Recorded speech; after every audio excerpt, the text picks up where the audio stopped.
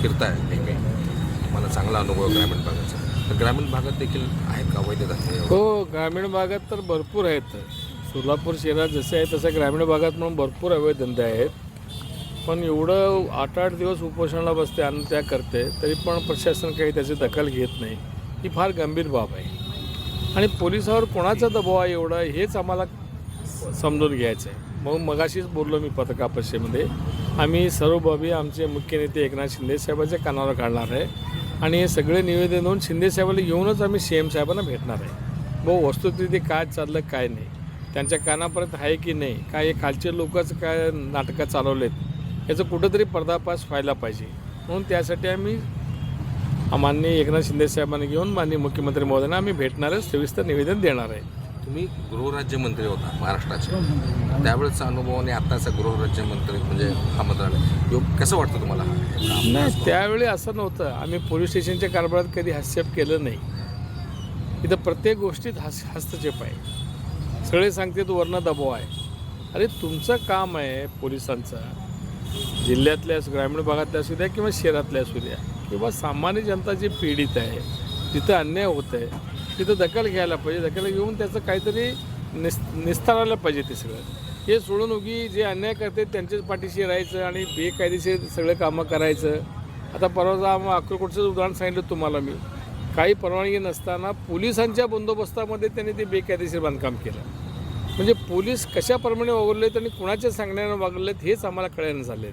म्हणून त्यासाठी एक मोठं आंदोलन आम्हाला भविष्यकाळामध्ये उभं राहावं लागणार आहे. वेळ आम्ही सनदशीर मार्गाने जो पहिलं सगळे उपमुख्यमंत्री आहेत, मुख्यमंत्री आहेत, त्यांना सगळं माहिती देऊ, निवेदन देऊ. आता ह्यांनी दिले, स्मरणपत्र दिले. आता ह्यांनी पण आमचं मित्रपक्षाचं म्हणजे मित्रपक्षाचं जेवढं दखल जर होत नसेल शिवसेनेचं आणि राष्ट्रवादी अजितदादा गटाचं, मग त्याला अर्थ काय त्याला? म्हणून त्यासाठी हे सर्व गोष्टी आम्ही CM साहेबांच्या कानावर घालू. प्रशासनानं गेंड्याच्या कातड्याप्रमाणे त्या ठिकाणी भूमिका घेतलेली आहे. झोपलेल्याला जागा करता येतं, पण झोपीचं सोंग घेतलेल्याला जागा करता येत नाही. केवळ आपल्या व्यक्तिगत स्वार्थावरती त्या ठिकाणी या आंदोलनाला जर का आश्वासन दिलं तर गदा पोचू शकते, आपलं नुकसान होऊ शकतं, आपल्याला मिळणारा त्यातला जो लाभ आहे त्या लाभापासून वंचित राहू शकतं. म्हणून एखाद्या उपोषणकर्त्याला त्या ठिकाणी कसं त्याची मानसिकता संपवायची आणि त्या ठिकाणी त्याच्यापासून त्याला कसं प्रवृत्त करायचं किंवा त्याला त्या ठिकाणी त्याच्या भूमिकेपासून त्याला त्या ठिकाणी बाजूला न्यायचं, अशा पद्धतीनं भूमिका या ठिकाणी प्रशासनाने घेतली आहे. प्रशासनाने जर वेळीत या उपोषणाची शिवाजी कदम साहेबांच्या दखल नाही घेतली तर आम्ही तेवढ्याच ताकदीनं शिवाजींच्या बरोबरती उभा राहू आणि मग नंतर मात्र आपल्याला खूप मोठा अवघड होईल.